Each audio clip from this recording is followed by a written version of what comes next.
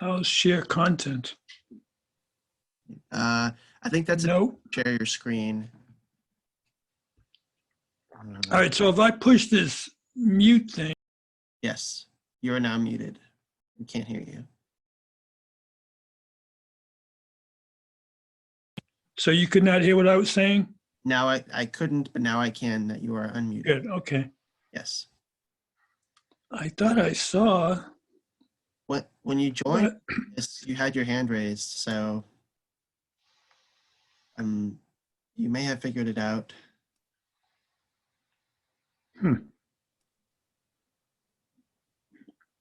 What if I just click on my name where it says participants? That could help, and maybe under more. There we go. If I push on my name, then it says raise hand. So yes, so try that out. If I push raise hand. Oh, there you go. Now you have your hand raised. So how do I get it down? I can lower it, or you can lower it yourself. By pushing. Yeah. You just did it. Mm-hmm. It should be interesting. Okay, I'm going to mute you, and thank you. How you doing, Frank? Hi, Josh. Welcome back. It was a fun meeting this morning. And one more to go here. Yeah, I'm just going to mute and go off for a couple of minutes. Okay. Thank you. Yep. Hey, Josh, Greg Ford. Audio. Yes, good to see you. Hey, you as well, Josh. All right, good. All's working well then. Yeah, we did this habitat meeting this morning, and we had, how many we have on there, Harry? It was probably 30 people or so, huh? We had up to 45 at one point. So yeah. Thanks for the feedback, Greg, on that email earlier. I passed that on. Yeah, no worries. Because we got asked the same question from the Department of Defense. Hey, can you turn the old hospital? Like, that ship sailed 25 years ago, right. people. Yeah, I figured it was, well, good to know. But, I wouldn't be surprised if you hear from, folks at the county on that, on your offer to help connect them with FEMA people. Okay.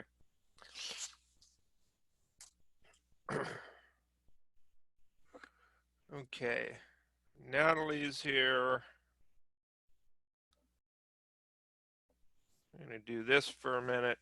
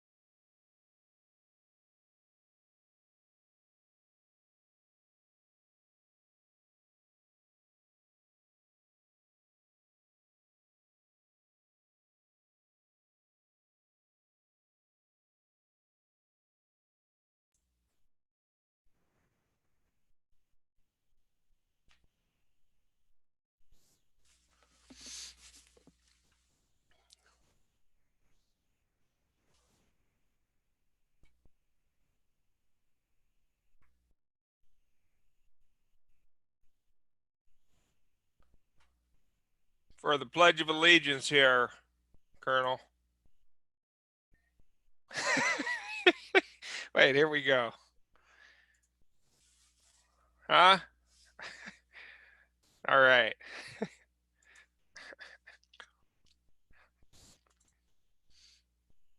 Harmonies are a little hard to achieve, but otherwise.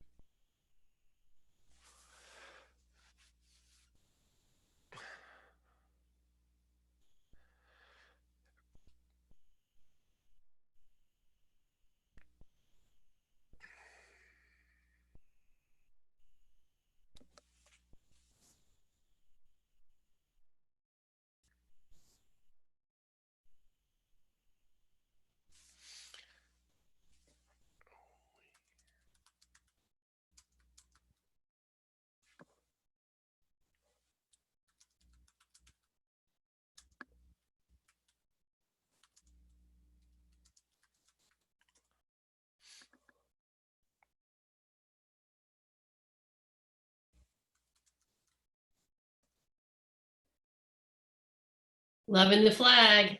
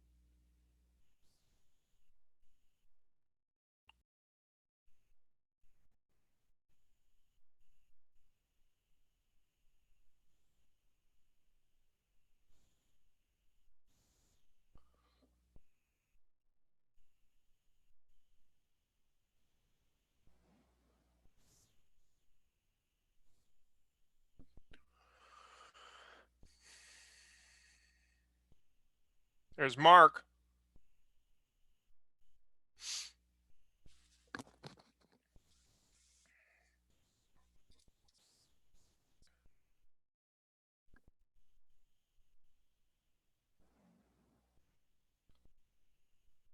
John.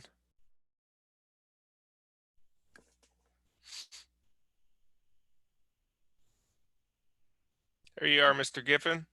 Perfect. All right. I gotta go that way. Dr. Ochoa is looking awfully relaxed there. Must be nice up on campus. Yeah, well, this is, I'm actually in my home office. Aha, yes, overlooking the, very nice.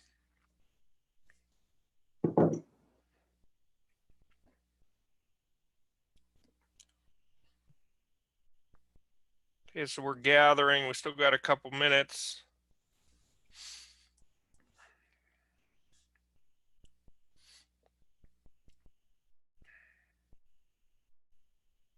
Josh, Frank, Yes. Yeah, hi, can you Frank. see me? Is my video there or not? No video for you. I don't want one, but No me just video see- for you. okay, let me just see if I can create one. Is Or you there- can, yep, go ahead. There you go. There's one. Okay.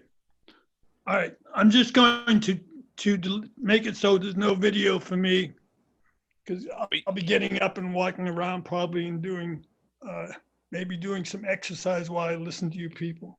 Okay, you know how to raise your hand though now, right? Yes, I think Harry showed me, so I think I'm good with that. Okay, great. Thank you, sir. All right, there's the chair. Nice to see you back, Jane.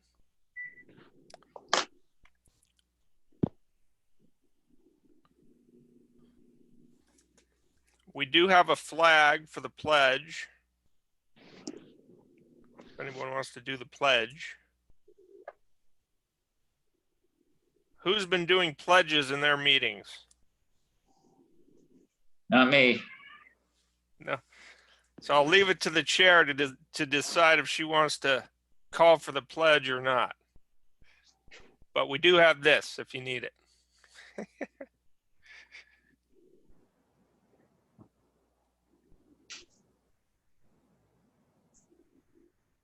There's Nicole.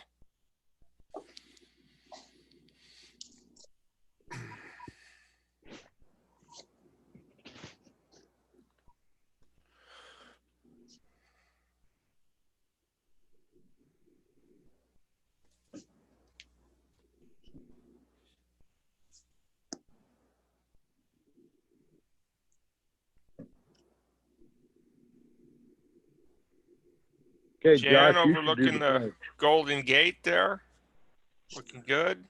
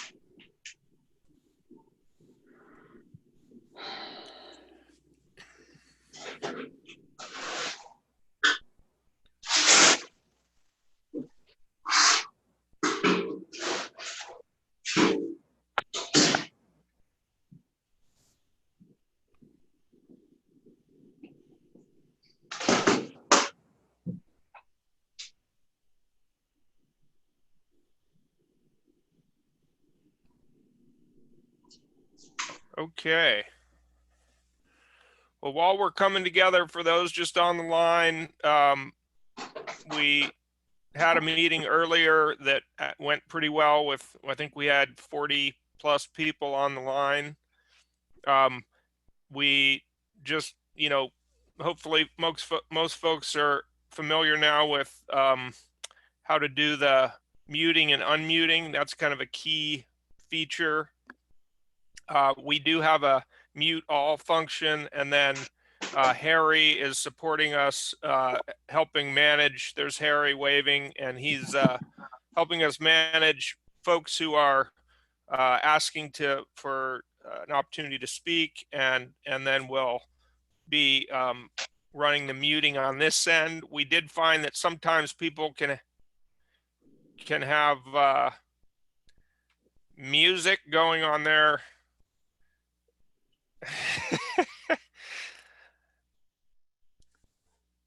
Oh, okay, what is that? Ah.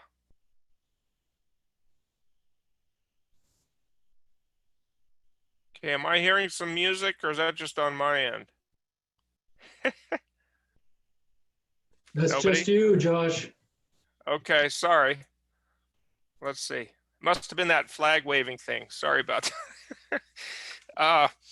Anyhow, So you can see some sound management is key here, but we'll be working to just mute and unmute and then hand raising, and we just kind of sequence the speakers, and it's seemed to go pretty well earlier. So with that kind of technological introduction, I would pass it to the chair to open the meeting. Thank you, Mr. Metz. I'm going to go ahead and call to order the special meeting of the FORA Reuse Authority Board of Directors. Today is Friday, March 27th, 2020. It's approximately 1 o'clock. And I would ask, well, actually, we're just going to do the Pledge of Allegiance now, which is so exciting. Josh, thank you for having the flag. So if those of you who are able to see the flag would rise and join me in the Pledge of Allegiance, that would be great.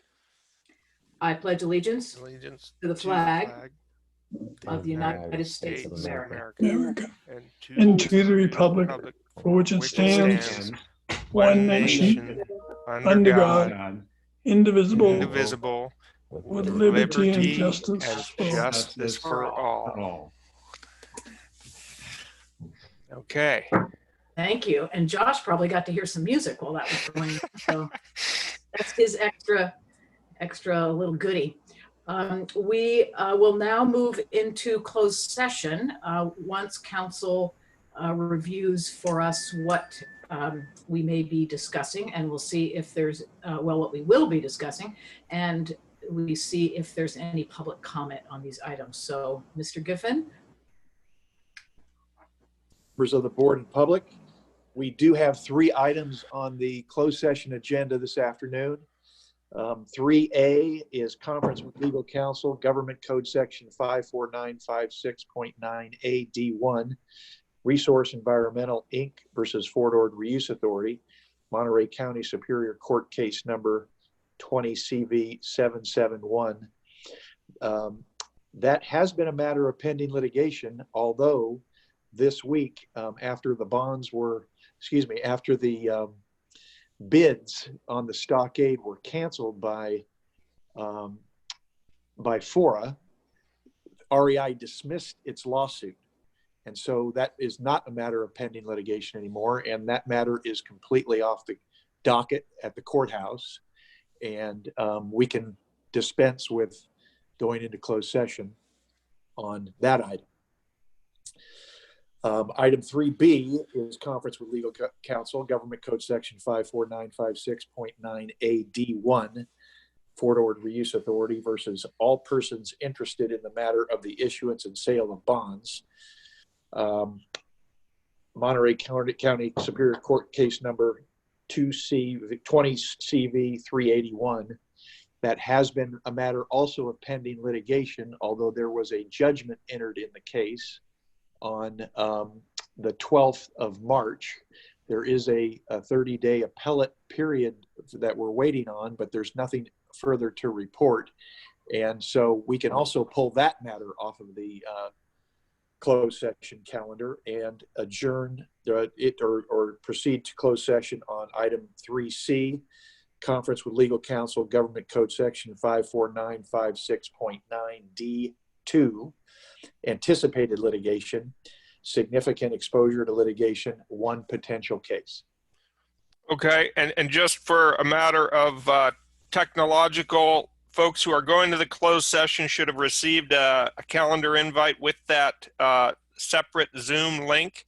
And so you would leave this meeting and you would then click on that link and we'll regather in that room to do the closed session.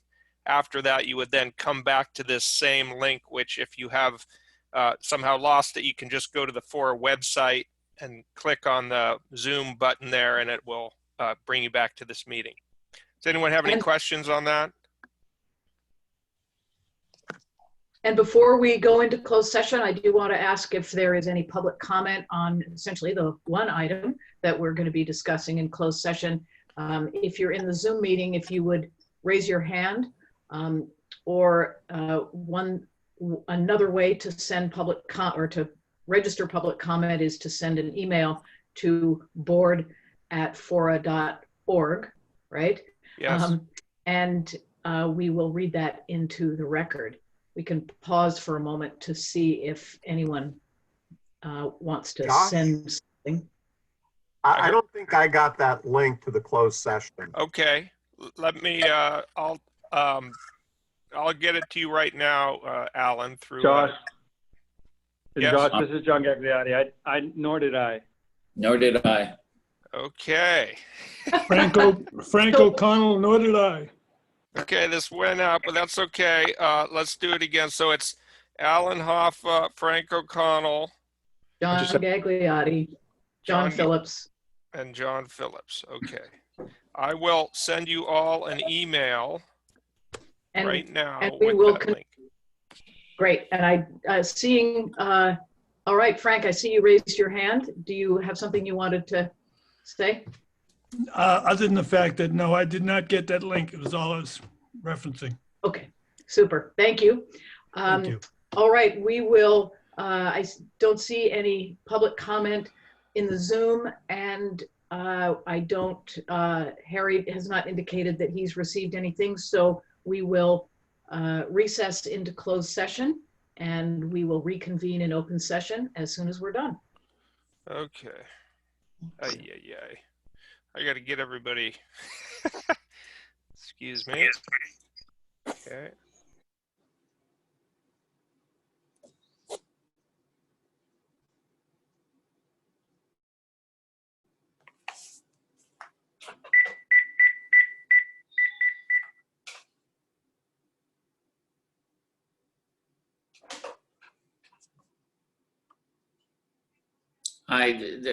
There's a number of people that didn't get that, so he's emailing it to us.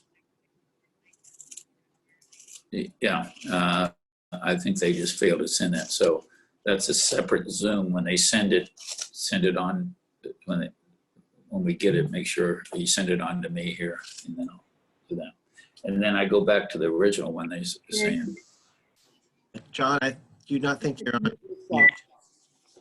And Ian, I see you have your hand raised. Harry, if you haven't done so Can you already, hear could you please send that closed session to all of the board members? Because I still see Mary, Alan, Frank, John, and John still in the meeting. Oh, okay. Yeah, just send it to all of us. I didn't get it either, so I don't know what happened. Okay. Thank you, Harry. Mm-hmm. And for all of you that are board members, once you get that, be sure to leave this meeting and then log in again to the other meeting. Because if you leave them both open, we'll still be able to hear you in both meetings.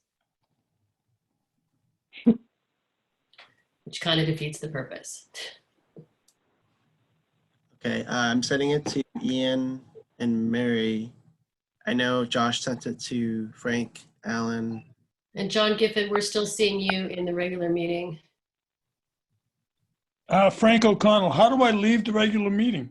At the lower right-hand side of your screen, you'll see a red, it says leave meeting. Do you see that? Oh, got you. Okay. So you want to leave that meeting and then go into the other meeting. And to get back into this meeting, how do I do that?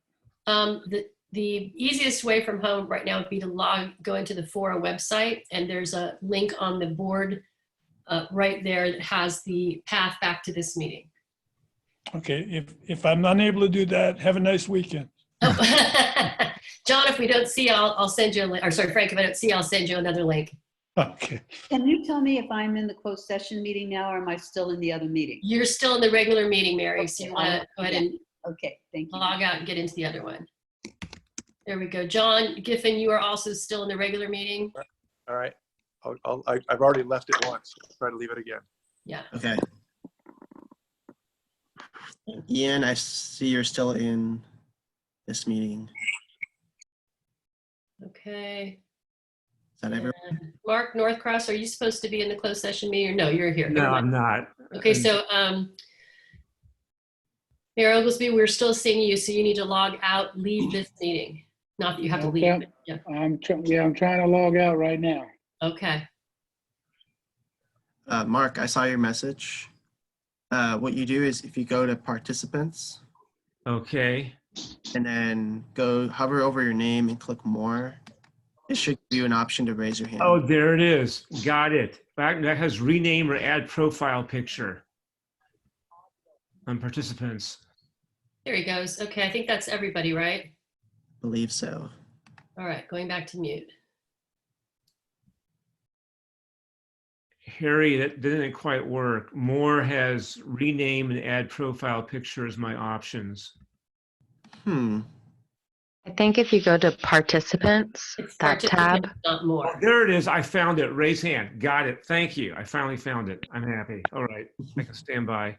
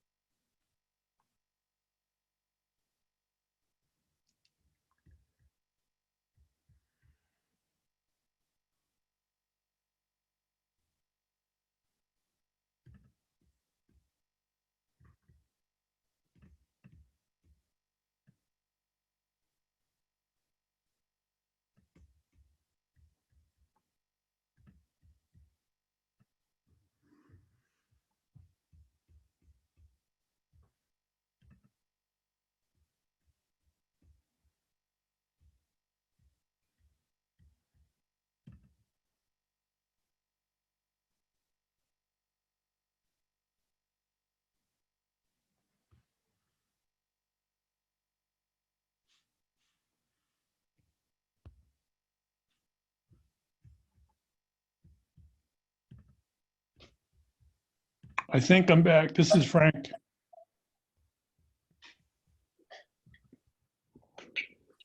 Mary Adams.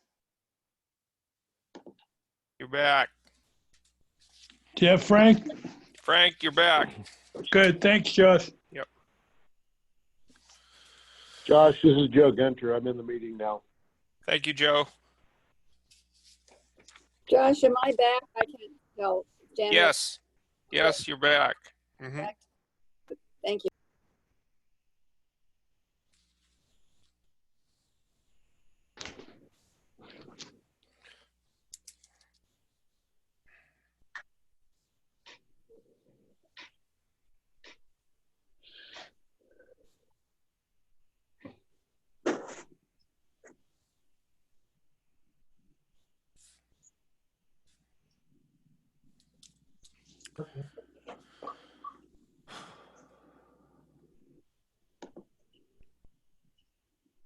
All right.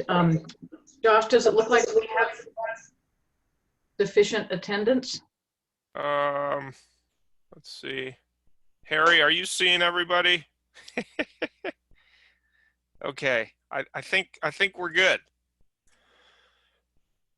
Great. We'll go ahead and resume the March 27th special meeting of the FORA Reuse Authority Board of Directors. Council, would you announce any action taken in closed session? Yes, thank you, Chair, and members of the board and public. The board assembled in closed session. Items 3A and 3B were pulled from the meeting prior to the closed session, and item 3C, conference with legal counsel, Government Code Section 54956.9D2, anticipated litigation, significant exposure to litigation. There was one potential case that was reviewed and discussed by counsel with the board, and there's no action to report out. Thank you. You're welcome. We'll move now to acknowledgments, announcements, and correspondence. Mr. Metz. Yes. First thing I'll acknowledge is Cynthia Garfield's trying to get back into the meeting. So Harry, if you could send her an email with the link, that would be appreciated. Thank you. Second is we have received a number of correspondence over the last couple weeks. And those mostly, let's see, there's a letter which have all been shared with the board, a letter from Marina regarding the county's request to reallocate bond proceeds, a letter from the county regarding post-FORA funding request, and a similar letter from the city of Seaside. So we're compiling those and making them available for your awareness. And you know, I would also just take a moment to acknowledge where we are. I think we're on this Zoom because we're in this pandemic and we're surviving a pandemic, which is something out of this world almost for us to do. We, I think on the FORA side, you know, we took the first week this all happened and all these new orders were coming down and took that a pause, which caused us to defer some of the meetings, but it was through doing that we've been able to kind of get ourselves in order to keep moving. And I think with this new capability, we're going to still be able to meet all our deadlines and get our mission accomplished by June 30th. So I'd just like to acknowledge the staff and our consultants who have been working hard to support all this, and certainly the broad set of consultants that are moving the domain issues forward, including the folks who are on this call. So I would say those are my acknowledgments, announcements, and correspondence. I saw Jane making her clapping thing or raising her hand. Yeah, no, I was applauding to say thanks to everyone as you were. All right, so then we'll move to roll call. Madam Clerk, would you call the roll, please? Okay, I just want to make sure everyone can hear me. Yes, we can hear you. Thank you. Supervisor Parker? Here. Supervisor Phillips? Here. Supervisor Adams? Here. Councilmember Gagliotti? Councilmember O'Connell? Here. Mayor Pro Tem Morton? Here. Councilmember Hoffa? Here. Mayor Oglesby? Here. Councilmember Wizard? Here. Mayor Carbone? Here. Mayor Gunter? Here. Councilmember Garfield? Here. Councilmember Ramers? Here. Kathleen Lee? Senator, Colleen Courtney? Here. Erica Parker? Debbie Hale? Dr. P.K. Diffenbaugh? Steve Matarazzo? Dr. Edward Ochoa? Here. Colonel Ford? Bill Collins? David Martin? Here. Lisa Reinheimer? Keith Vander? Here. Thank you. You have a quorum. Thank you. And I think It may be that John Gagliotti has joined us. John, are you here?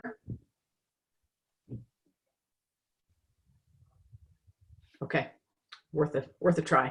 All right, we'll move then to business items. The first item is a resolution to codify how we're going to be conducting public meetings during this time of COVID. So, Josh, is that you who gets to present this? We are, like I said, we've been working to follow the governor's, actually the governor's order and the local direction from the county to do the shelter-in-place program, and then to implement that. There's been a series of executive orders from the governor's office, including this one, N2920, that have been very helpful for us just to go about doing this. So we work with Kendall and RGS to put together a summary of a protocol that is included in the board report, providing for how we're going to do what we do here, including all votes being conducted by roll call. Some other key points, the public comment piece, which is accepting comments by email. We have found that just in doing these meetings on Zoom, there is some capacity to handle kind of real-time public comments. So I think the interest is generally to allow that to continue as much as possible. But the program is laid out here.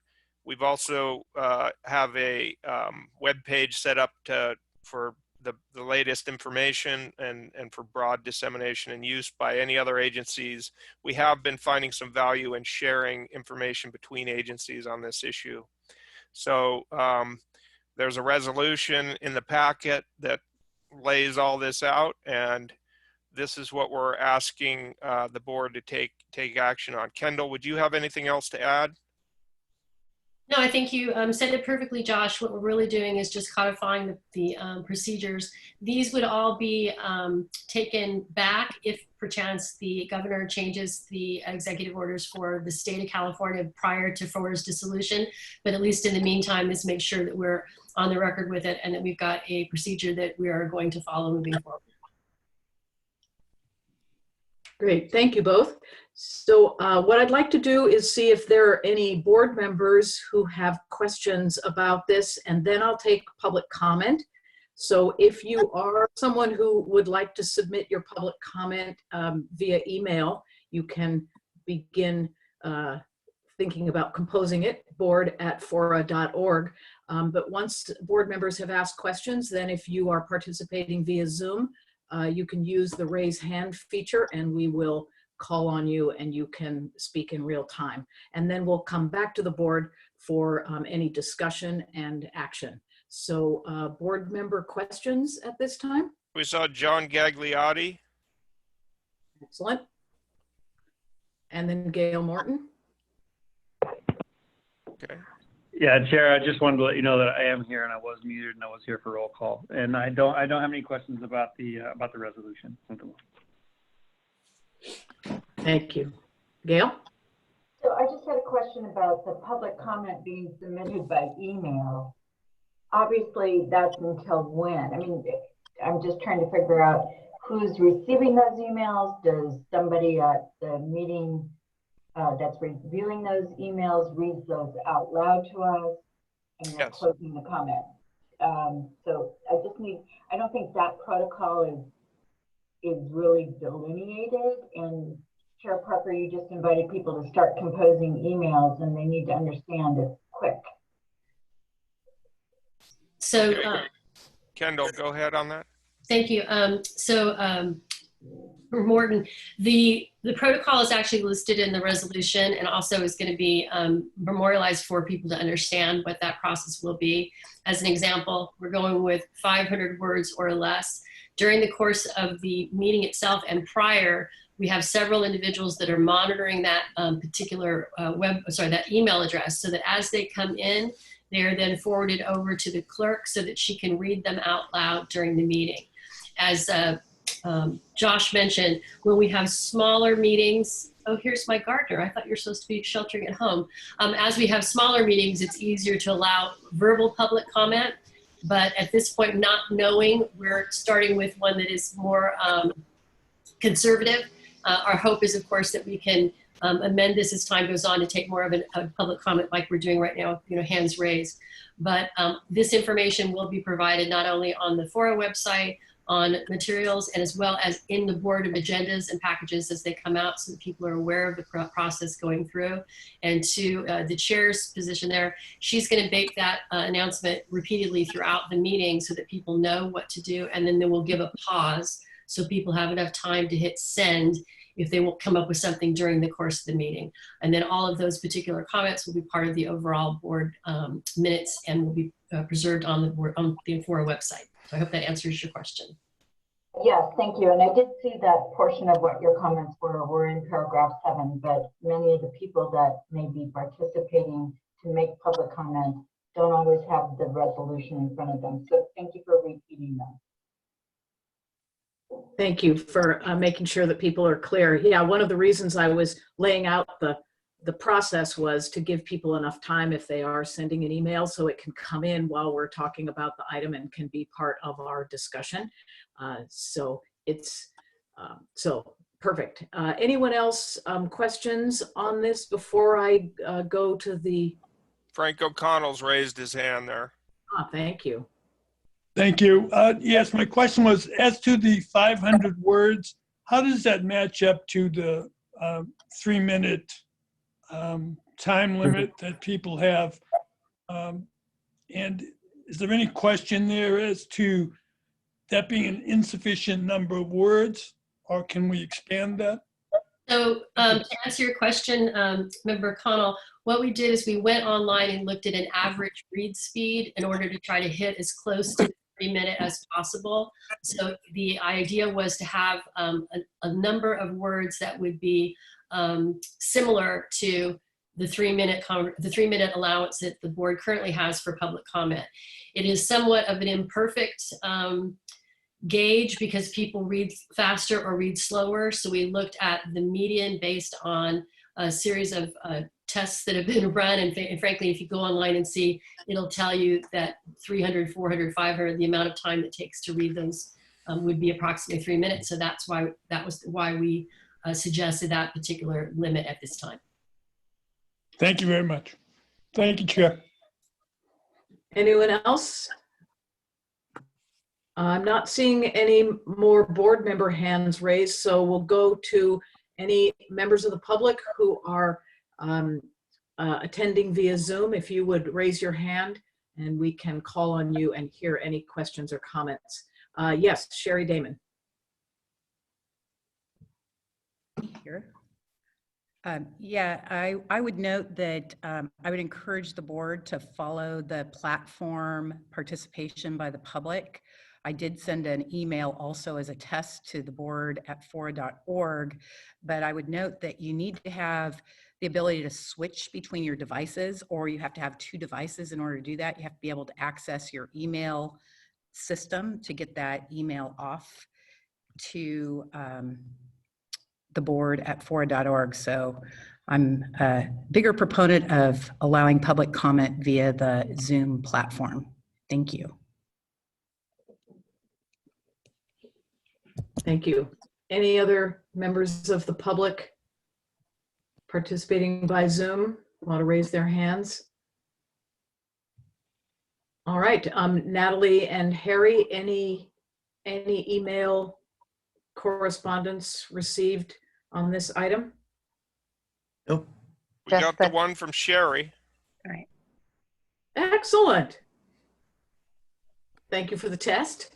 All right, bring it back to this board for discussion and action.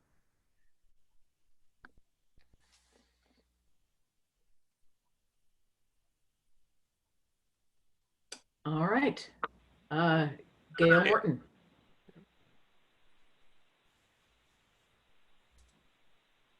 Gail?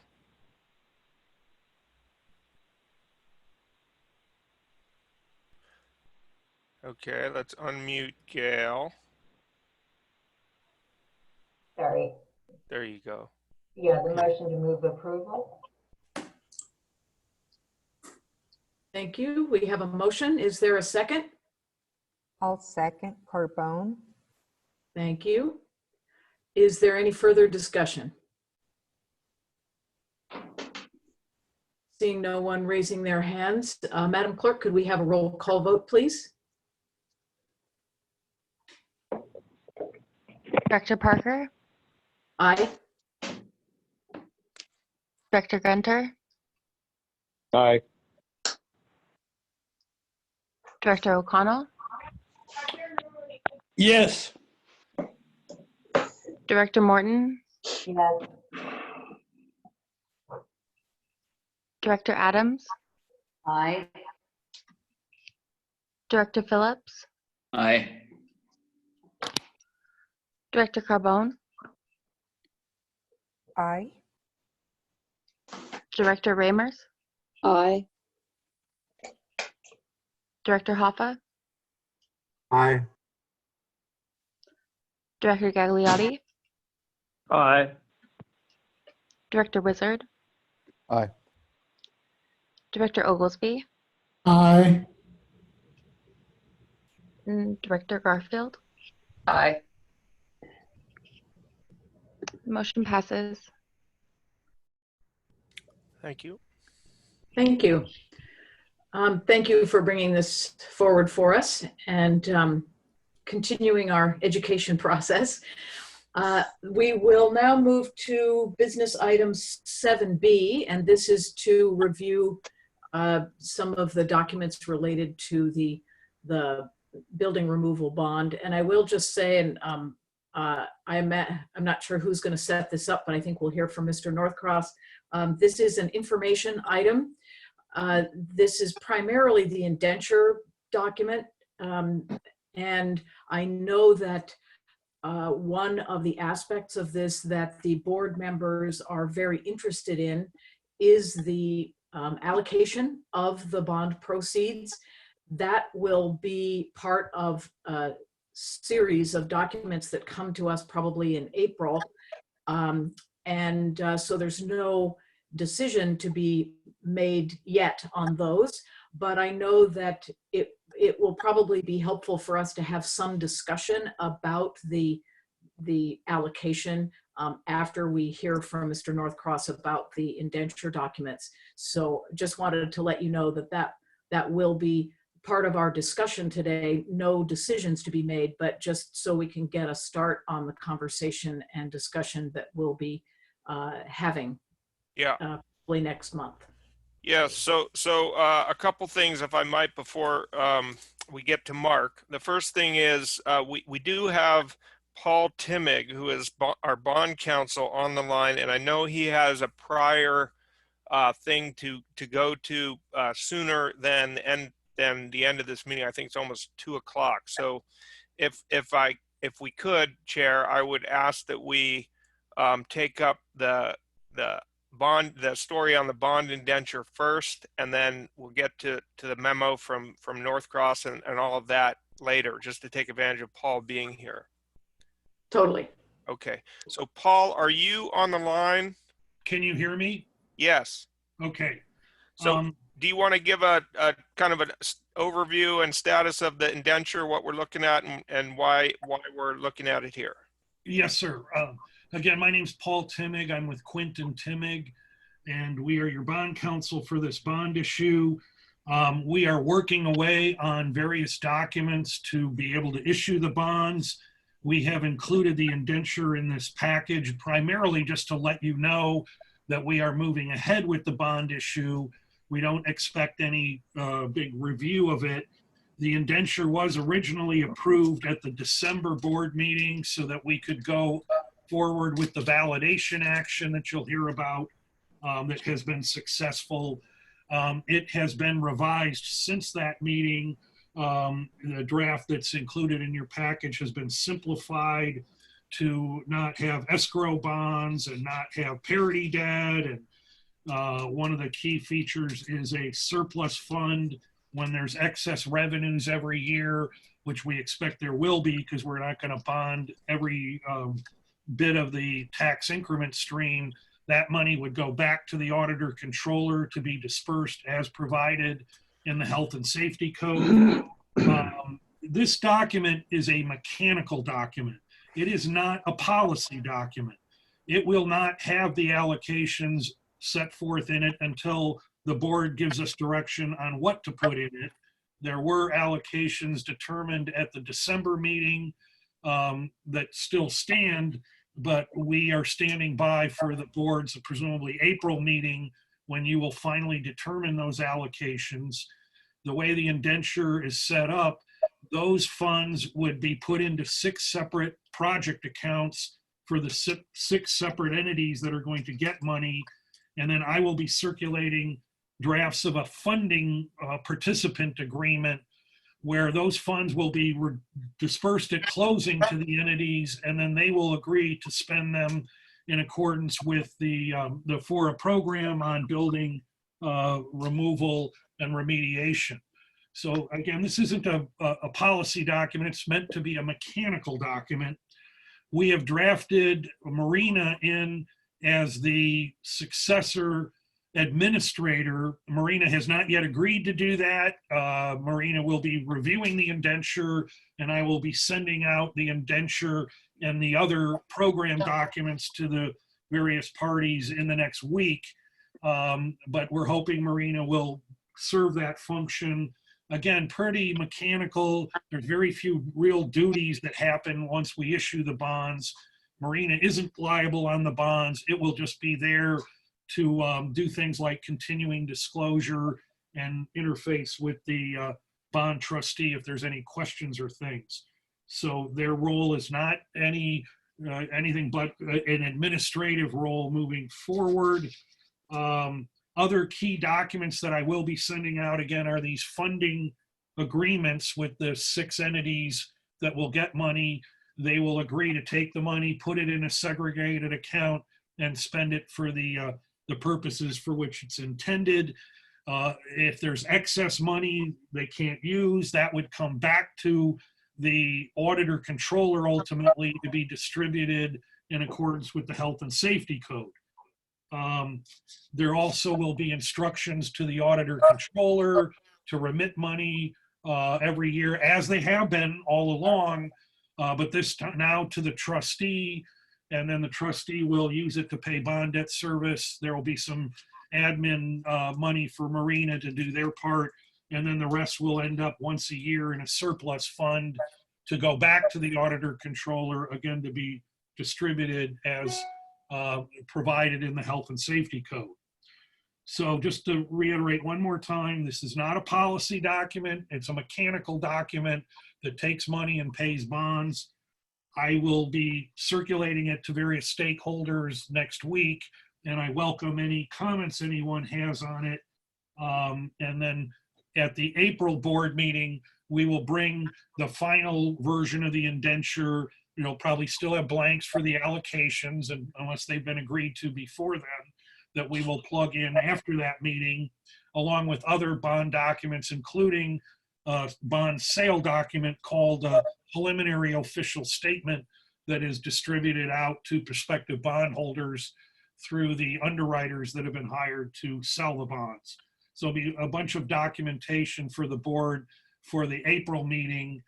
Again, we just put this in here mainly to show that we're moving ahead now with the bond issue, and be able to let the board know that. So I'm happy to answer any questions people may have, but we will be back in April with the full set of the bond program documents. Thank you. And I think we may as well just continue with the rest of the presentation and then see if there are questions from board members, if that's all right. Well, I apologize. I only have another 12 minutes. So if there's questions, oh, right. Yeah, if there's questions for me, if they could raise them now, that would be better. Good point. Thank you. I see Gail Morton has raised her hand. So I just had a quick question. You did clarify, Paul, that the allocation is not in the indenture, the allocation of the bond proceeds. My question is the identification of the parcels in the indenture, the real property parcels? They are carried over from the December meeting. So they can be changed until we actually sell the bond. So, but the exhibit B to the indenture has the parcels that were agreed on back in December. And that obviously can be updated as we move to the April board meeting. And so the question that I have is, can that be updated in light of the judgment of validation, which particularly recites that all proceedings in connection with resolution number 19-13 of the FORA board and the bonds authorized, the judgment recites that, and that was actually enacted in December of 2019. I apologize, but I couldn't understand what you were saying. It's a very muffled sound. Sorry, the best I have.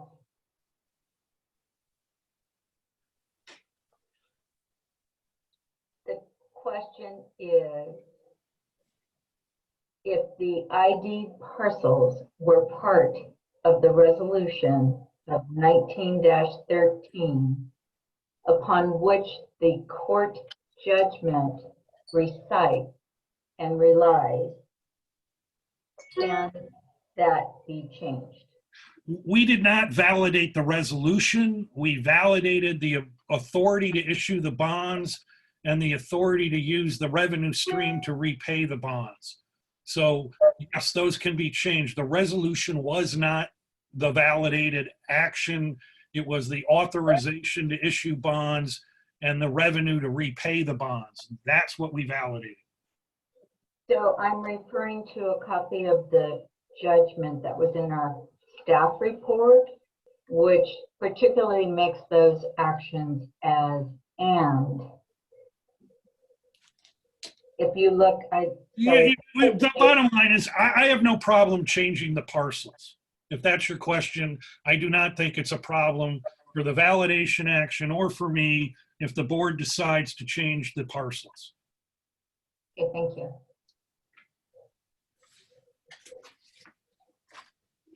Any other? But however, we need to know that by the April meeting. We need to be able to move forward. Once we do issue the bonds, we can't change the indenture and the parcels. So that those things need to be determined between now and hopefully the April board meeting. So just to that point, I would chime in here. You know, we are today preparing our draft packet for the April 9th board meeting. We have a standing second meeting in April on the 17th. So the question really is a bit of a mechanical one, which is which of those two meetings is better from the standpoint of getting all these documents ready for the board? I'm sorry, what are the two meetings again? April 9th or April 17th? April 17th. They will not be ready by April 9th. So then that's just for everybody's understanding. We will be bringing these to the April 17th special meeting. Thank you. Any other board member questions for Mr. Timmig? I don't see any hands being raised. Okay. So if any board members do come up with questions after this, they should just filter them through Josh and he will get them to me and I will be more than happy to answer them. Thank you, Paul. Great.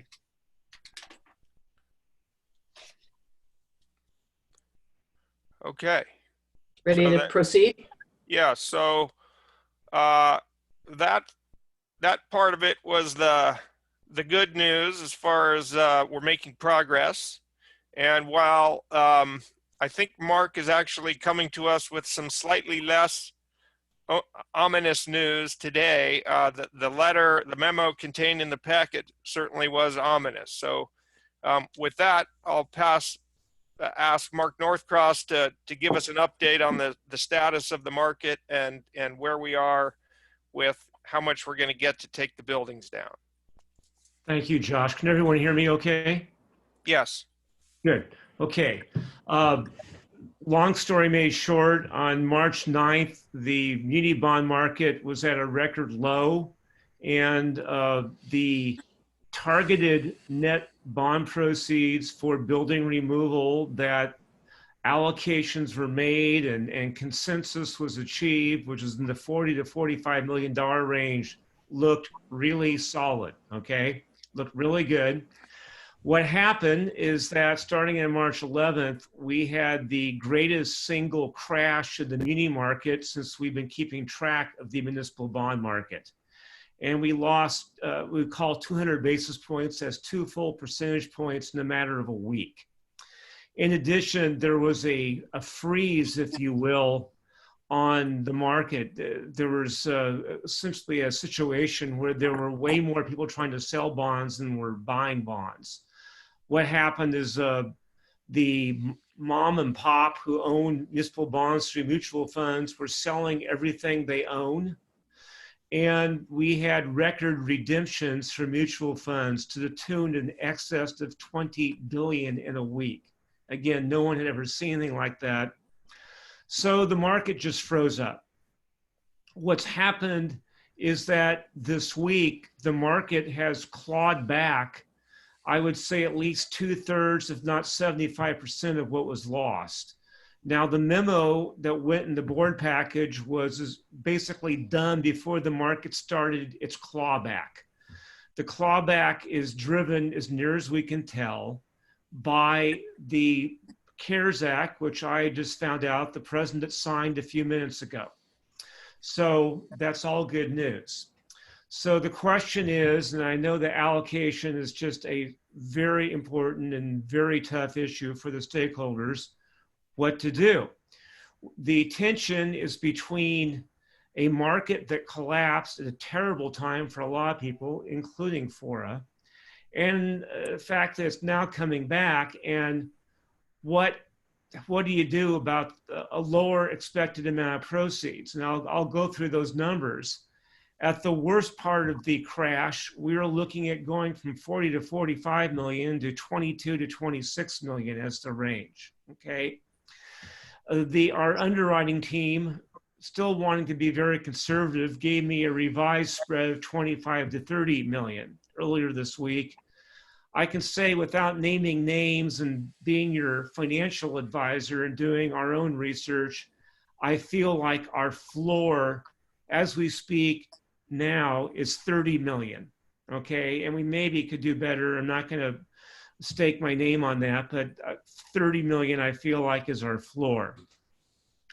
What does the future look like? Well, we are recovering. The biggest news, I want to go back to the CARES Act. And I'm going to take you all, if you bear with me for a couple of minutes, into the weeds on one part of that. You're probably familiar with a part of the CARES Act that allocates, it's a grant by the federal government to the Federal Reserve Bank of $454 billion for the Fed to buy debt obligations in both the private sector and the public sector. Municipal obligations were included in that $454 billion. And you're saying, well, that's a lot of money. Well, the answer is that really is not the loan fund. Those of you who are familiar in the utility world with state revolving funds, the federal grant is used not as a loan fund, but as the loss reserve for the loan fund. So for every dollar in federal grants you get, you make a multiple of loans. In California, our ratio of loans to grants in state revolving fund for water and sewer is 3 to 1. But if you're the Federal Reserve Bank, I guess you can just do what you want. They are proposing a leverage ratio of 10 to 1. What does this mean? Why am I telling you this? The Federal Reserve Bank is under a mandate now from Congress, de facto, in the next 8 months to purchase 4.5 trillion, with a T, debt obligations of private and public entities, okay? That is the largest intervention demand purchase in, again, recorded history in the nation's debt markets. There's nothing like that. So speaking just, I'm not supposed to make prognostications really about the markets, but I can't help myself in this case with a $4.5 trillion purchase coming over the next 8 months. The market's going to react to that. And I believe that our upside is a lot greater than our downside right now. So I am hopeful, that's my personal opinion, that we will recover back to where we were.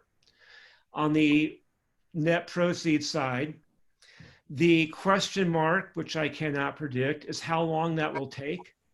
We have got, as your website for FORA notes, we have 96 days, Josh? I think that's what the countdown clock shows. I am hopeful that within 96 days, we recover where we were. I don't know that. So that is my short report, and I apologize for taking you to the weeds on the CARES Act, but in this case, it is going to affect us, I hope, in a very positive way. So I'm happy to answer questions. Thank you. Board member questions? You'd raise your hand. Cynthia. Yes, Cynthia. Thank you. I appreciate that information, and optimism is always nice to hear about. Can you please remind us about the 3 different phases of this bond issuance, if I'm recalling this correctly, and how that might give us better room at the end of this process for more? Yeah, that's a very good question. I understand. And Paul sort of, before he got off, explained what we did. When the market froze on March 11th, and that I'm not using that term lightly, that is what it did. It just froze. The ability to sell, I'll call it non-vanilla bonds, and I'm using jargon here, really went away. The only bonds that were getting done, and that to a certain extent that has not changed in the last 2 weeks, were vanilla bonds. In the market prior to the 11th, FORA could have sold not only a vanilla bond issue, but I'll call it a more speculative set of bonds, non-vanilla bonds that would have gotten you, pushed you, frankly, I think beyond 40 million, more towards 45 million. Right now, we cannot make a statement with any good faith behind it that we can sell non-vanilla bonds, okay? And that's what I'll call it, phase 1 or bond issue 1 it's the vanilla bond. Bond issues, the phases 2 and 3, to use your phrase, would be the non-vanilla bonds. That market is not there right now, okay? So I remain optimistic we can get back to where we were on vanilla. I am hopeful. That's 40 million. Going beyond that requires non-vanilla. And maybe that will come back. To go back to what, I'm going to pretend to be Paul here for a minute, and he's not here. He'd slap my paw, but he's used to it. We don't need to actually sell bonds until the end of May and close in June. So without putting the board through, conniptions, but certainly with digital meetings, it's a little easier to have a special meeting.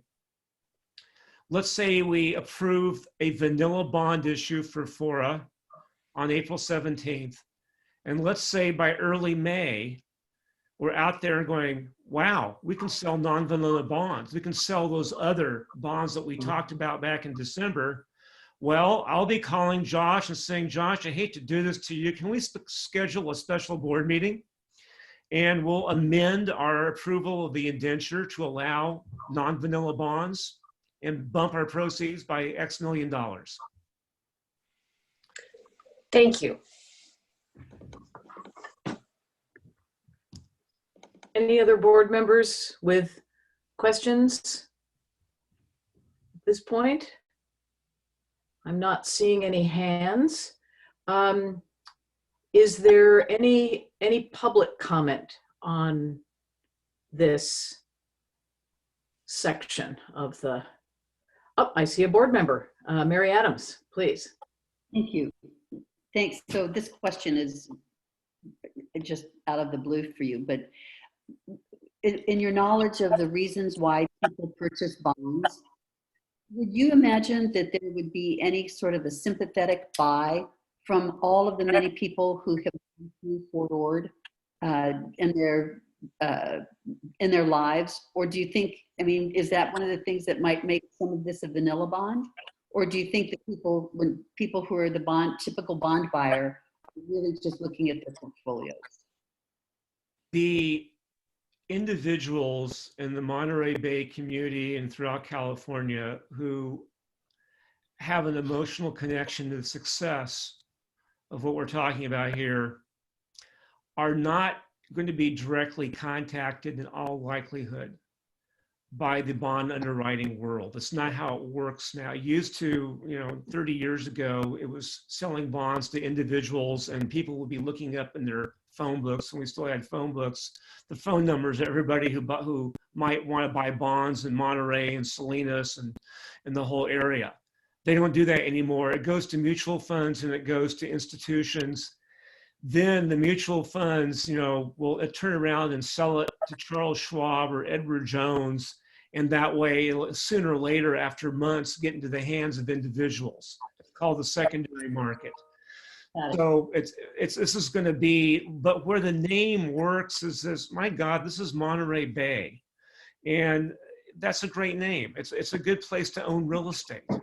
And so in that sense, even though the people who really value what you all have been doing for years here are not going to be directly involved, what you have done in making Monterey Bay a better place to live does work for you.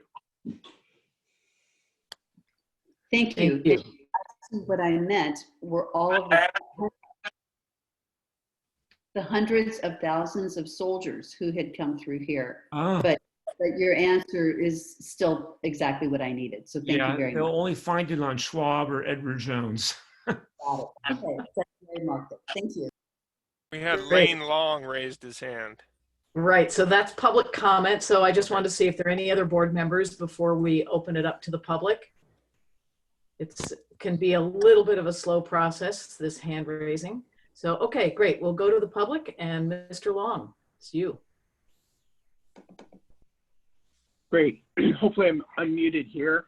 Yes. So Chair and board members, while FORA has accomplished much in its 25-year history, one of the largest things the board has not been able to accomplish is the removal of these blighted structures. These blighted structures impact the economic growth, the job creation, the creation of affordable housing, and the quality of life for our region more than any other issue before the board right now. In its last year of existence, the board has recognized the importance of doing this and made issuing a blight removal bond the top priority. As Mark talked about, initially we were talking up to $55 million for the bond. Now, based on his presentation, it's less than that, but I was assuming we're talking 22, 25 million right now.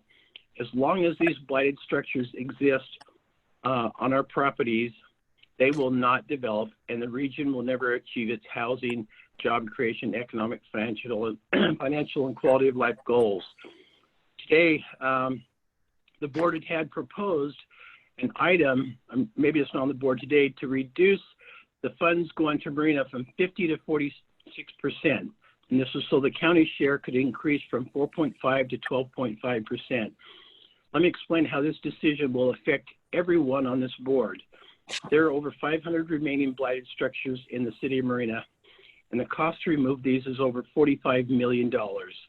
These blighted structures are the most visible in the region. They're adjacent to Highway 1, so that every tourist who drives by sees them.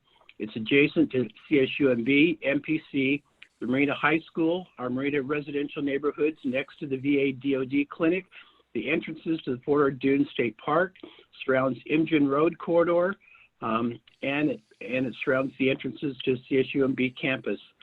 The proposal before the board will want to reduce the money from these high impact areas and reallocate it to the county property that is out by the BLM area that will have very little impact to increasing the housing, jobs, and the property tax base in our region. And let me just crystallize it down to one parcel and show you how it'll affect the region. On the corner of 2nd Avenue and DeVarty, there's a parcel. It's the entrance to the State Parks Campground. It surrounds the county building for District 4. It's adjacent to Seaside's main gate. It runs along 2nd Avenue. CSUMB is directly across from it. It's visible to Highway 1. There are over 200 blighted structures on this property alone. The cost of removal is $18 million. From a regional aesthetic and financial point of view, there is not a more important parcel to remove the blighted homes. There are 700 homes that are entitled to be built on this property. The county loses $1.7 million annually in property tax revenues as long as those blighted homes remain there and that property is not developed. That property has 140 affordable homes. 91 are very low income homes. From a regional affordable housing perspective, there is not a more important parcel that would get new affordable housing stock to our region.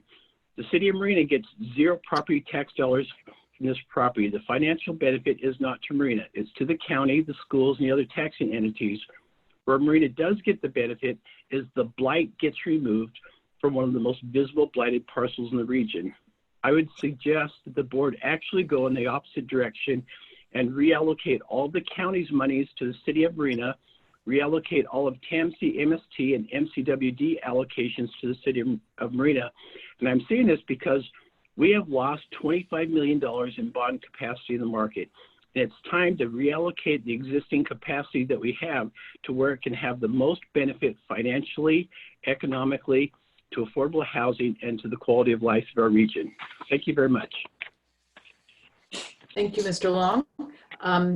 There may be other public comment, and I'm happy to take that if someone wants to raise their hands. And if not, I would just say that that is an excellent segue into the discussion that I wanted to open up for the next, whatever amount of time, so that we can discuss the allocations in the light of the changing bond market or according to any other standard. But let me just see if there's any other public comment before we move into that discussion. I'm not seeing any hands being raised. Yes, I see Dr. Ochoa. Actually, you're a board member, sir, so hang on a second. Let's see, Harry or Natalie, any public comment received via email? None. No. Okay, thank you. So I'll bring it back to this board.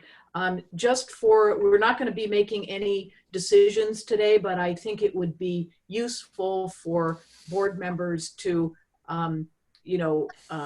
have a conversation about this allocation topic in advance of our board meeting in April, when we probably will need to make a final decision about what those allocations are.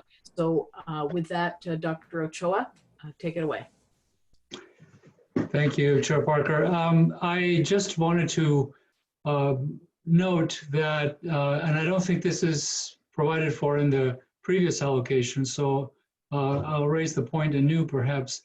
One of the areas of blight that has the most dramatic impact in our region is the blight along 2nd Avenue that is within sightlines of CSUMB. CSUMB is one of the economic engines of Fort Ord, as you know, but when our students' parents, families come over to visit, some of them are put off by that blight, and from their perspective, they don't differentiate between what's within the footprint of the campus and what's right outside of it. We have succeeded in getting all of the blight out of our campus proper, but that blight on 2nd Avenue remains a real albatross around our neck. And I know that Holmes has an option on that area, but if there was some way of structuring this so that that proceeds of this bond could go toward removing that blight along the west side of 2nd Avenue, it would be really, really appreciated, and I think it would have a positive impact on development in the whole area. Thank you for that comment. I think you're echoing some of what Lane Long said there in the properties that you're talking about. Any other board members wanting to express a thought on this issue? I'm not seeing any hands at the moment. I will just say that from my perspective, the Board of Supervisors has, there's a letter in your packet and has taken some actions related to this. I will say that this past week, the board took another action, which my position as a member of this board, the FORA board, is that the allocations that were suggested in December are appropriate. And I also think that depending on where we end up with the shifting obligations or the shifting amount of money that may come to us from the bond, that we need to really, I think that the county share at 4.5% is reasonable, and we might even consider decreasing that if the amount of money coming to the region is significantly decreased. So I want to just express that opinion. I was trying to hold us at that 4.5% in my conversation this past Tuesday, but misspoke. And so anyway, I just want to make it clear that I support the keeping the original allocations, and even possibly having those decrease from the on the county's side. One thing that I want to bring up is how much I appreciate the fact that Seaside and Marina came up with an agreement to try to make the fire district whole. And so I think it's important for us at the county to recognize that that regional partnership that happened there. And I think, I also think we need to look at that agreement carefully, because if the amount of money that is agreed to in there is a specific amount of money, and if the proceeds are going to decrease, I think we just really need to keep track of that. And I didn't see a way for those agreements to be amended to try to address any of these issues. So that's a bit of a concern for me, maybe a side issue, but I do appreciate Seaside and Marina stepping up and really solving a problem that was more or less, well, it's all of ours, but particularly was a request from the county. So thank you for, for being willing to think about this issue a little further. And I see that Gail Morton has her hand up. And I thought Alan had raised his hand too. Oh, I don't know if you took okay. it down, but Alan. Okay, I didn't see Alan's hand, but if I'll leave it to you, Josh, because you can see the screen probably better than I can. Well, I just saw Alan's hand go up and then Gail's, so not to put Gail second or anything, Gail. You're high on my list, but. Hi. So first of all, it's obviously disappointing for all of us that we're, possibly going to be getting less revenue than we anticipated. But I will say two things. One, I think Lane's comments and Dr. Cho's comments ring very true to me, that those properties surrounding CSUMB, I think, are the most visible and affect the development of the region in a very negative and immediate way. That being said, if there is less money, I do understand maybe, whatever the proportionate share of the original estimate was, that going to each jurisdiction or entity that was supposed to get some, and then each of them figuring out what their priorities are. I can see how that is fair. Although from a practical regional standpoint, I think getting as many of those buildings down that surround CSUMB on the, on all sides would be beneficial.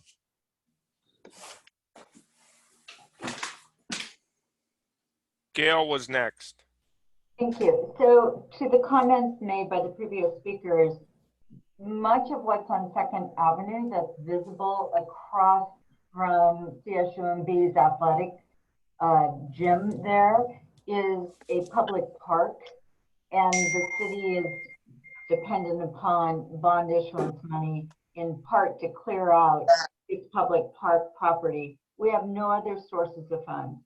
But the point that I also wanted to make was as to the agreement with the fire district.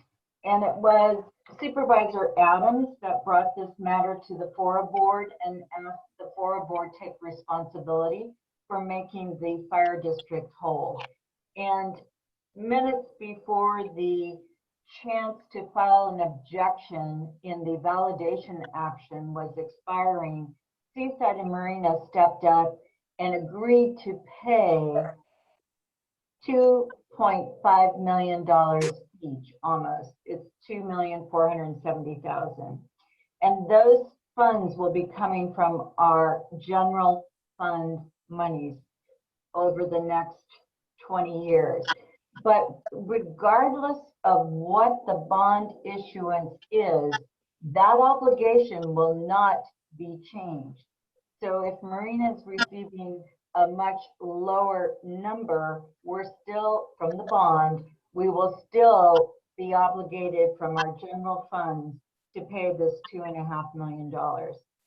What I am concerned about is, while the county's letter asking to modify the resolution that was adopted and enacted in December, that's the resolution 19-13, which included the allocations and the identification of the properties, is in our board packet. The letter from the city of Marina indicating what we were relying on and the responsibility that we have stepped up and taken was not in the board packet for equal consideration. This, taking on $2.5 million by a city size of Seaside, the size of Marina, with what our budgets are, is significant. And we're asking you not to reduce the amount of either of those cities from what was in the approval of the enacted resolution. Thank you. Craig Malin had raised his hand. It's public. Oh, that's public. Okay. So, Chair, it's to you still. Madam Chairman? Yes, Director Phillips. Yeah, I'm a little surprised to hear that you're taking the position that's contrary to the county stated position. And I know when we looked at this, we were prepared to file an action that everybody didn't want us to file.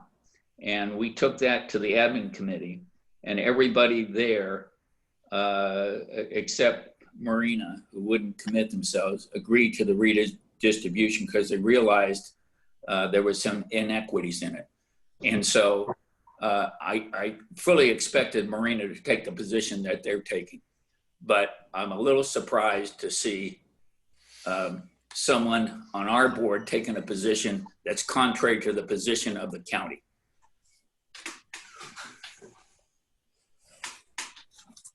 Thank you. At this point, so I want to hear from other board members, and then we'll open it up again to the public. So Mr. Malin, you will get a chance to make a comment on this, and others, if you want to put that forward, you will be welcome to do that at that time. I do have another meeting at 2:30, so I am going to ask maybe after the next board member comments, or as we open it up to the public, I would like to ask Mayor Oglesby to take over the sort of the co-chairing of the meeting with Josh Metz, if you would be able to do that. So are there any other board members? Oh, good. I see series of hands up. So I see Frank O'Connell, then Mayor Oglesby. Well, I don't know the order. That Josh, was it. It was Frank, then Mayor Oglesby, then Mary Adams. Okay, terrific. We'll go in that order, and then Mayor Oglesby, would you just take over as co-pilot on the meeting when I have to leave? That's a second thumb up from the mayor. Excellent, thank you. If I may, Frank O'Connell, I just want everyone to realize that due to this virus, we are going to be losing a tremendous amount of money, millions of dollars in TOT, in gas money, in sales tax.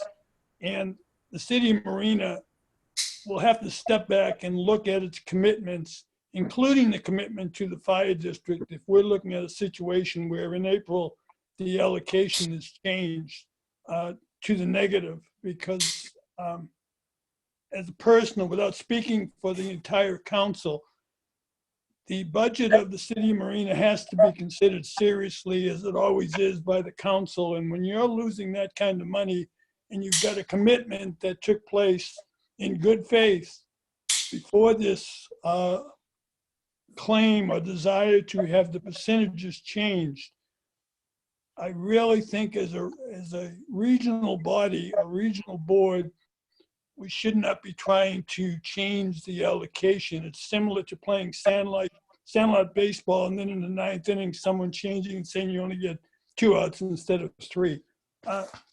I think things have to be considered all around, and in April, I'm looking to have a vote that's consistent with what's reasonable and what's in the best interest of the region. Thank you, Chair. Yes, that was to the mayor. Okay, to the mayor. Right. No, I'll defer. I'll let Mary go, and then I'll take it out to public comment. I'll speak then. Okay.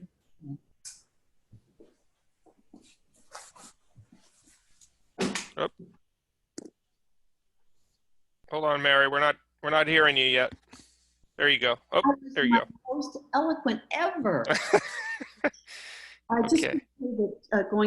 commenting back to Frank. I mean, we too, the county, are losing an unbelievable amount of funding because of the TOT. It's a major part of our general fund budget. And while I appreciate and share the concern that he has, I think when we look around the entire region, it's going to be tough on all of us. There's no question about that whatsoever. I did want to go back though to the letter that the city of Marina submitted, because I understood through the letter that there was more of a concern about the process of how the funding was being changed and whether this would have an impact, whether we could do this based on the lawsuit. And I know, of course, that we did get just a comment that I don't think was a legally binding comment, that we could change things up until the April date. But I believed that Marina was looking at this through a process reason, not so much of a Marina focused position. I can understand the process, and I want to know the answer to that too, and hope that perhaps John Giffen can give us some advice on that. But I just feel like we've got to look at the overall region and not look so individually. And I cannot underscore my belief strongly enough that until we get the blight out of here, it's going to be the bane of our existence. And we have got to focus on that in a major way. I feel that the county, we erred, in my mind, by not having a strong enough grasp on the blight that we have, that we're going to be responsible for removing. Now that's on us, and we're going to have to figure out whether it is appropriate for us to ask for an increase. We voted on it, and we voted yes on it as a board, and therefore I stand with that decision. But I don't know, I just keep thinking we're just shooting ourselves in the foot. And if we can't come to some kind of an agreement, it's just going to be disastrous for the entire region, particularly in the face of what we're all looking at right now with COVID-19. Thank you for letting me express my thoughts.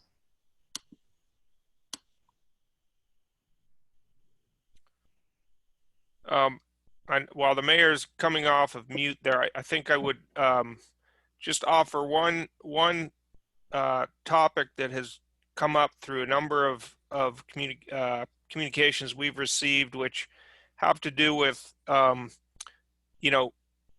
looking at the bond money, whatever the amount it becomes, as a potential source of matching dollars for federal funds. And that would be something that I think traditionally FORA might take on, but given that we are departing, I would offer that up to the community here to see, and however we could participate while we're here, but not to lose sight of all of this stimulus money that has now been approved in the CARE Act and other likely forthcoming stimulus packages from the federal government side.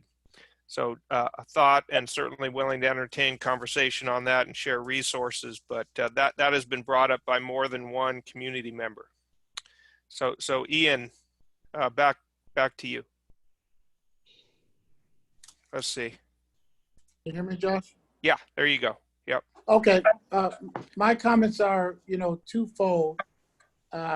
Hearing all of what Marina talked about and CSUMB talked about, Seaside is faced with similar issues. We have blight surrounding CSUMB, and we have blight on the interest to our community also. So that's the first thing. The second thing is we're not looking to decrease the percentages that we had before. It is unfortunate the bond market took a dive. Hopefully in April, it will go up enough where we all feel comfortable with the amount or with the percentages that could be available by then. So I just think we're not deciding anything today. So we just talk about our positions and hopefully the market improves where we all get a little bit more of the money we thought we were going to get from the start. But I think each of our entities have several millions of dollars. I think I'm over about $12 million worth of blight. I know Marina has some, and I know the county has a lot. But it is a regional issue. So having said that, I'll take it out to there's another board member, Frank O'Connell's raised his hand just before you go out to public comment. Yeah. Thank you, Josh. Thank you, Chair. In response to Board Member Adams, I just want to point out that, yeah, I agree that we're all in this region and in the state and in the world are going to be losing considerable amount of money. But in this particular region, on this particular matter, there's only 2 jurisdictions that took on the additional burden of $2+ million to be paid. So although we're all going to be suffering financially an increase in revenue and losing a lot of revenue, the burden still remains that the fire district is going to be compensated from 2 jurisdictions. And I think that has to be given a great deal of weight when we go forward with this process in April. Thank you, Chair, and thank you, Josh.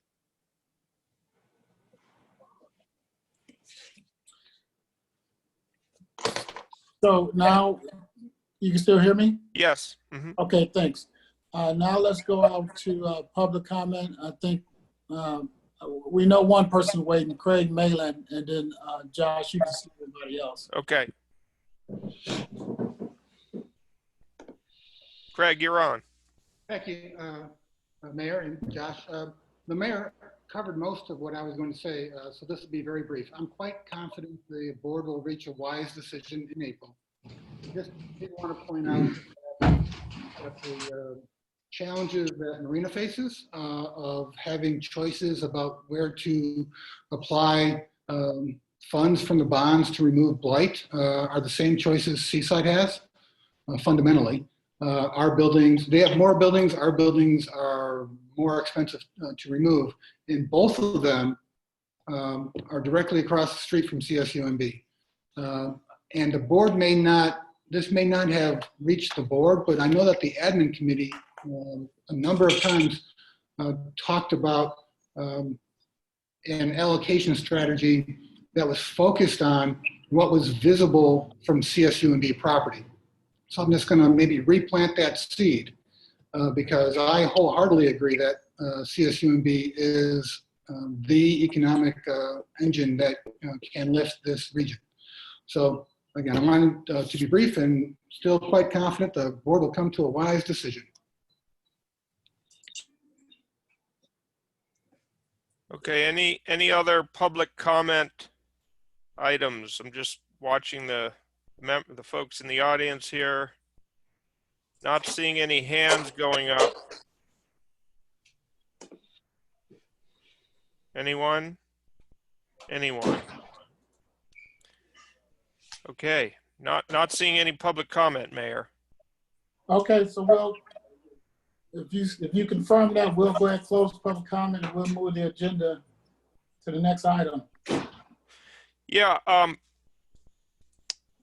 think one thing that I was messaged from Mr. Northcross here was just the idea of something, a potential scenario of you know, if the proceeds are low, medium, and high, what the allocation scenario might be, if different at all. Otherwise, if we're gonna arrive to one, obviously that would be the simplest. But we do have some time. I think the idea, as we talked about with, you heard from Paul Timmig, the idea that we would seek to bring the bulk of the bond documents back in at the April 17th meeting. And I wasn't clear exactly if that was the final moment for the allocation decision, but it sounded like that would be a time where a decision could be made, and then if circumstances change before the issue, there could be an emergency meeting or something like that. Is that correct, Mark? Yes, the final time is when we actually, the day we sell bonds. That's when we pour concrete on this thing. And actually, maybe a little more conservative. It's the day we release the disclosure document for the bond issue, which will probably be a week before we sell. And so in reality, that puts us, you know, into sometime in May, and I think it's certainly late, the end of May is where we could push it as far as we could. But yeah, as Paul said, it'd be great to have allocation issues reviewed and direction from the board by April 17th. If things change between then and when we sell bonds, and certainly I'll be informing you, Josh, of any changes like that, we could conceivably call an emergency board meeting and, you know, redo things. Okay. Well, from the staff perspective, you know, this discussion and has been helpful. I don't know if perhaps direction would be provided here. Would it be appropriate for the admin committee to take up any of this discussion further, or what do you think, Mayor? Well, I'm trying to figure out what is there for the admin to talk about. I think if there's any significant movement in the bond market, that we keep everybody abreast of the numbers, you know, of that minimum amount, as Mr. Norcroft is feeling comfortable giving to us, that minimum. So during our discussions, each jurisdiction can take that under consideration as we weigh going forward.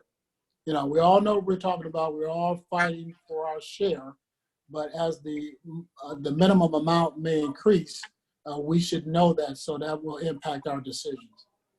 But taking it to the admin for what, I don't know. Okay, that's fair.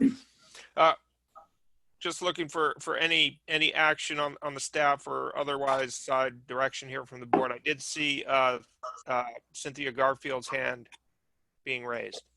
Yes, I was just going to ask if you could, when you meet with us or our next meeting early in April, yes, if we could get a review of the allocation methodology that was used, and also therefore be able to see what was intended at the maximum to be funded and where the shortfalls will be under different scenarios for each entity. That would help me understand this in context. Okay, that could also be something, of course, that we could do a little study session with you individually, if that would be helpful. I don't know if it's. I'd be happy to get some conversation about it, but I think that when we start talking about shortfalls, the next question is going to be, well, how did people decide where the money was going to go? And so that's the allocation methodology that I'm asking about. Thank you. Okay.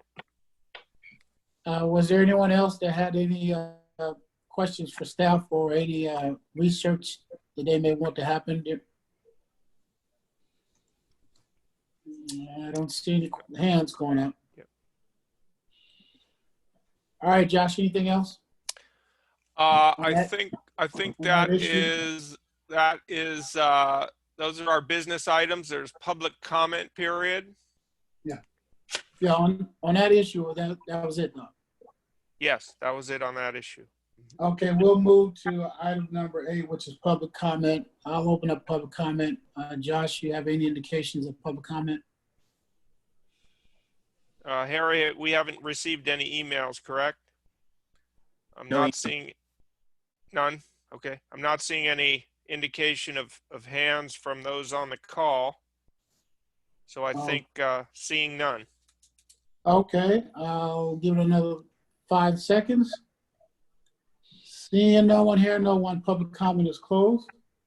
We'll go to item number 9, which is items from members. We'll wait for any hands to come up, any communication from members, any announcement members want to make. Seeing no hands. You see any hands, Josh? No hands. Eduardo, Dr. Ochoa raised his hand.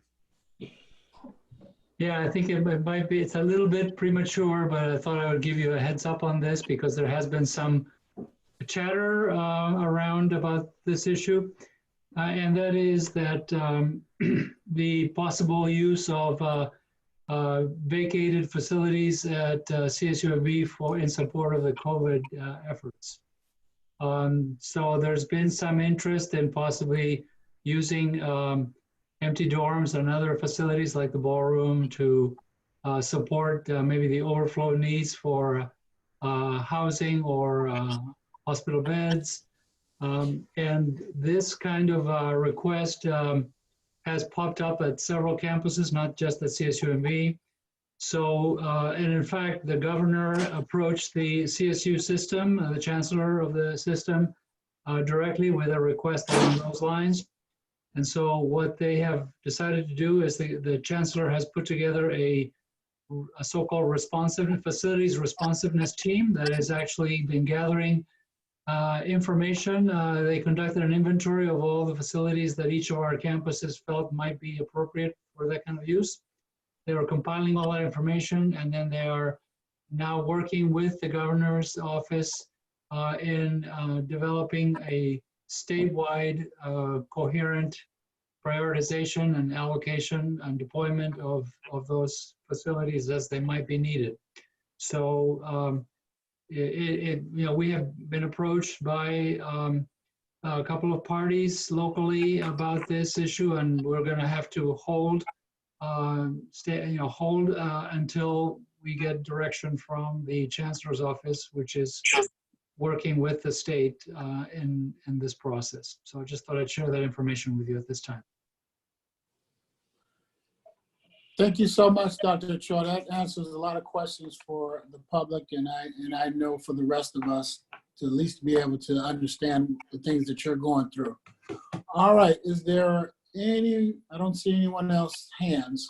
So there's no one else has anything else to say. We'll just go ahead and leave the meeting. Josh, is there anything you have to say before we leave the meeting?